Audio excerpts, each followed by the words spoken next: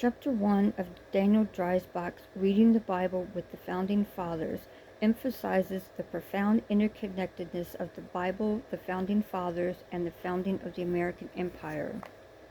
According to Dreisbach, so significant was the Bible to the founders that its, quote, phrases and cadences informed their written and spoken words, end quote.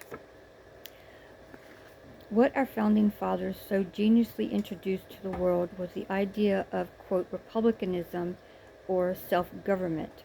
According to the National Center for Constitutional Studies, this new form of independence, quote, hung precariously on the single slender thread of whether or not the people were sufficiently virtuous and moral to govern themselves, end quote.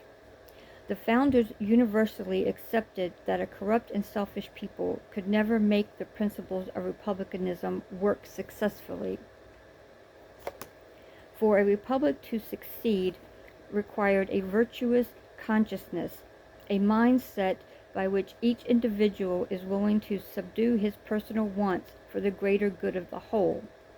Virtue, however, cannot be legislated. Regardless the number or degree of laws passed, one cannot be forced to be selfless or altruistic. As Benjamin Franklin stated, only a virtuous people are capable of freedom. As nations become corrupt and vicious, they have more need of masters.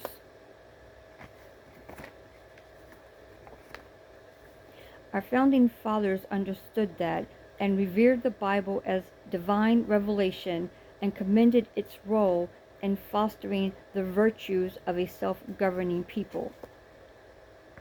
Virtue, by its definition, is an individual's foundational principle of existence.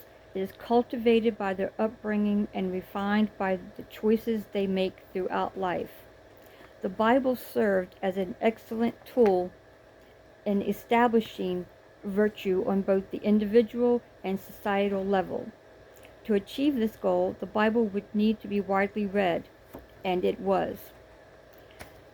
As Dryden cites, according to political scientist Donald Lutz, who in 1984 published his results of citations in revolutionary polemical writings from 1760 to 1805, the Bible was overwhelmingly the most referenced literary work, accounting for 1/3 of all citations, pamphlets, brochures, sermons, etc. And while Montesquieu was, quote, almost without peer during the founding era for prominence, end quote, being cited more frequently than any other author according to Jack Green's Moderation and Liberty, Montesquieu and the American Founding, he still only accounted for 8.3% of all citations. Dreisbach further begins to refute the claim of the Bible as being significant to the founders when he quotes historian Mark Knoll's assertion that the Bible's direct political influence was extremely limited, and that, quote, only on occasion when the leaders turned to it. This assertion, Dreisbach argues, are controverted by Lutz's study. However, as he notes, it may just be that the founders' political rhetoric may appear muted when juxtaposed with that of the earlier Puritans.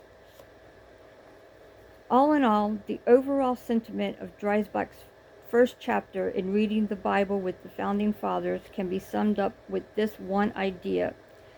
Quote, starting with the first permanent English settlement, particularly New England, America has been more biblically literate than its European contemporaries.